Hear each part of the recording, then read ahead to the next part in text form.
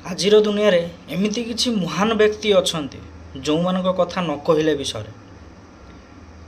ये मौसा को तले देखि पारुचंती आपण माने ये मौसांगर पुओ जे कि भल मार्क रे पास करथिले एवं जेतेबेले मौसा को कहले बापा मु इंजीनियरिंग करिंग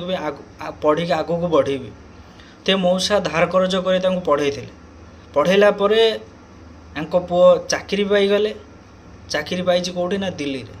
जेतेबेले दिल्ली रे चाकरी मिलिगला बापा माँ को रास्ता कड़े छाड़ी देगी पलैगल थरे मौसा कौन कहूँ थरे आपण मैंने भिडियोटा को देखते और शुणु मत कौन कहूँ पुअटी matric best and +2 science first class कला इंजीनियरिंग पढ़ी मैंने पैसा नहीं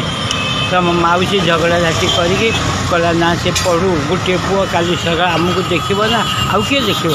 8 लाख टका देली किट कॉलेज भुवनेश्वर इंजीनियरिंग पढ़ा इलेक्ट्रोनिक्स आने टेलीकम्युनिकेशन टॉपर है fast get the campus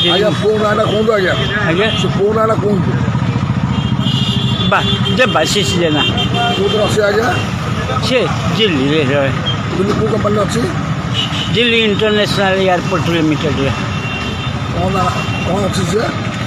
AGM तेणु सी बड़ घर झील को बाहला आमको पचारा ना यही कौन अच्छे कि दिन भूल तार अमंगल चिंता करने तू भल रह।